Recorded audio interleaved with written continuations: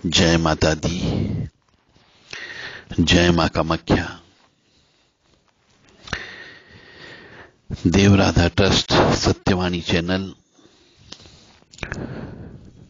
अनसुलझे प्रश्न और अनसुलझे सवाल। बहुत बार ऐसा लगता है कि हिंदू सनातन धर्म ने वर्तमान अवस्था में बहुत सारी चीजें छोड़ दी या भूल गए या वॉश आउट हो गई।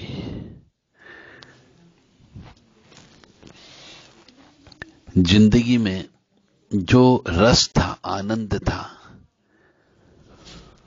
वो खत्म हो गया।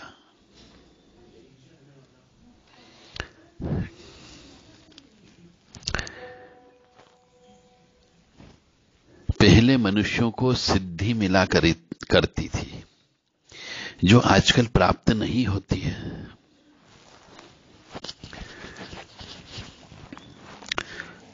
जो मनुष्य सुषमा नाड़ी में प्राण ला करके जप करता है, उसको सिद्धि तुरंत प्राप्त होती है।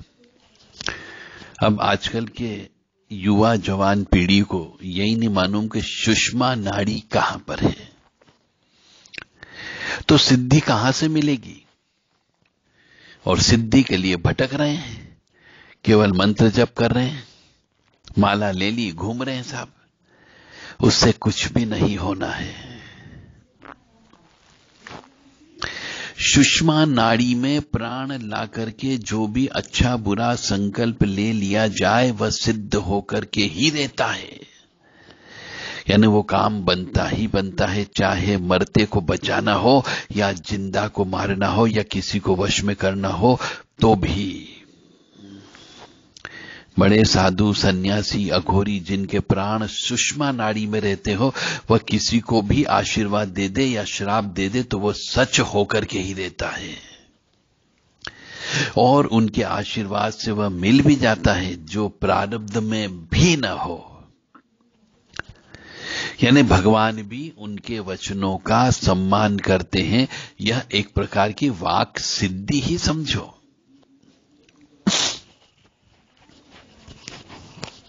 और इसका सबसे बड़ा रहस्य है, सूर्य ग्रहण में छिपा हुआ है। सूर्य ग्रहण में नकारात्मक ऊर्जा अपने चरम सीमा पर होती है।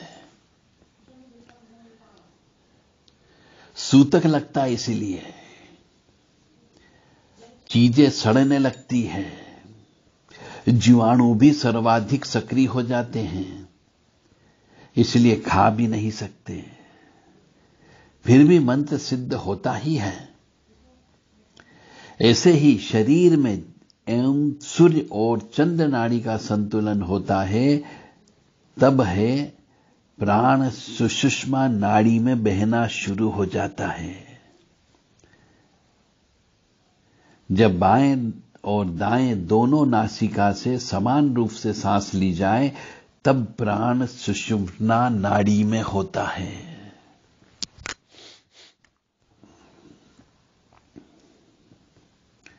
प्राण को सुषुम्ना नाड़ी में बहाने के लिए कुछ खास मुद्राएं करना पड़ती है और प्राणायाम का अभ्यास करना पड़ता है। शरीर के तापमान को संतुलित करना पड़ता है। शरीर में तापमान अधिक होता है तब अपने आप बाईं नासिका चलने लगती है, और जब तापमान कम होता है तब दाईं नासिका चलने लगती है। और जब दोनों समान रहे तब प्राण सुषुम्ना नाड़ी में होते हैं। 24 घंटे में एक बार कुछ सेकंड के लिए हर मनुष्य के प्राण सुषुम्ना नाड़ी में आते ही आते हैं। एक बार जीभ पर सरस्वती आती ही है, इसलिए कई बार अच्छा बुरा सोचा हुआ बोल देते हैं तो वह वैसा ही हो जाता है। और कुछ खास बीज मंत्र भी हैं जिनके प्रभाव से प्राण जो है सुषुम्ना नाड़ी में बहना शुरू हो जाते हैं।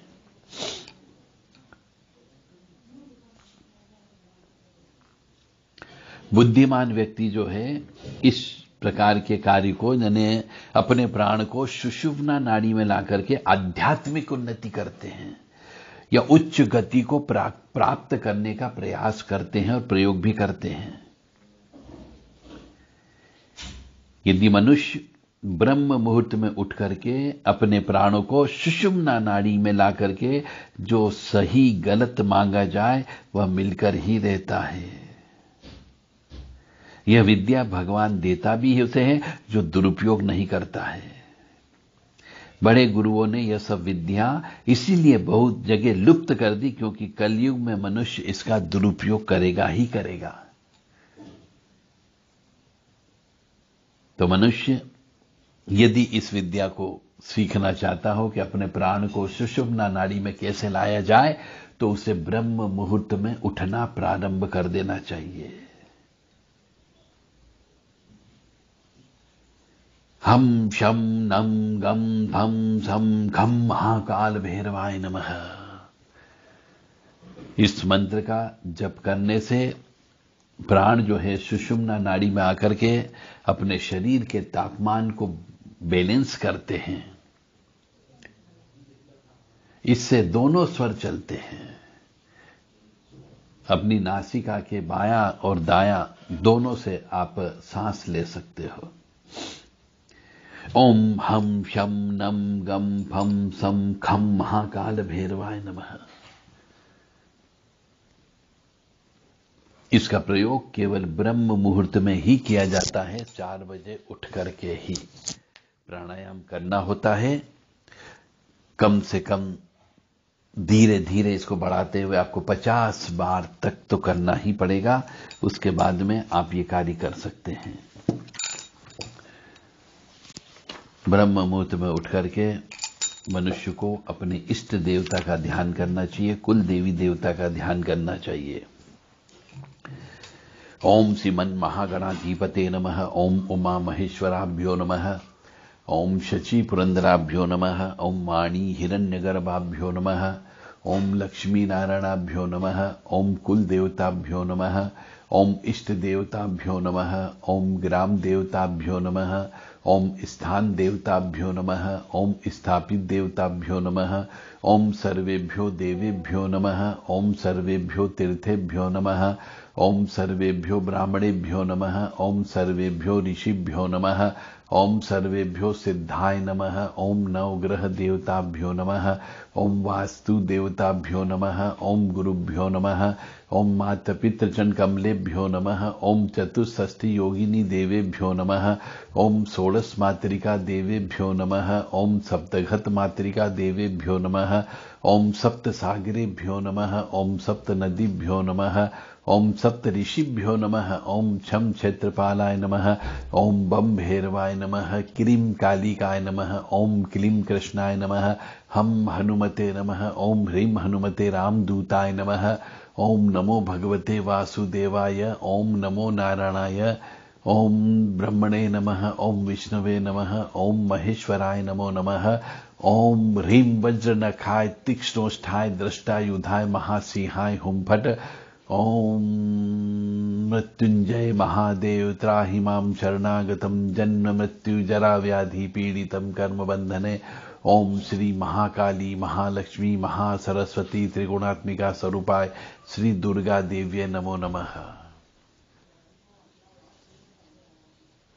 इस प्रकार से ब्रह्म मुहूर्त में इन सब देवी देवताओं का आह्वान करें,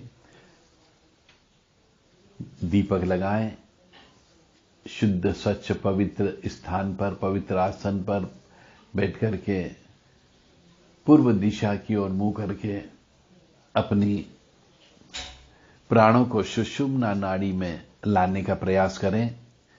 इससे वाक सिद्धि होती है और इससे कुंडलिनी जागरण होता है। जिस भी मनुष्य को कुंडलिनी जागरण के बारे में जानकारी चाहिए या कुंडलिनी जागरण करना सीखना हो, हम करने का प्रयास कर सकते हैं आपके लिए। यदि आप सहयोग करें तो करना आपको है, क्योंकि शरीर आपका है, आत्मा आपकी है। तो कुंडलिनी जागरण कैसे करें यह सीखना हो तो देव राधा ट्रस्ट से आप संपर्क कर सकते हैं। 7649862712 पर संपर्क करें व्हाट्सएप के माध्यम से।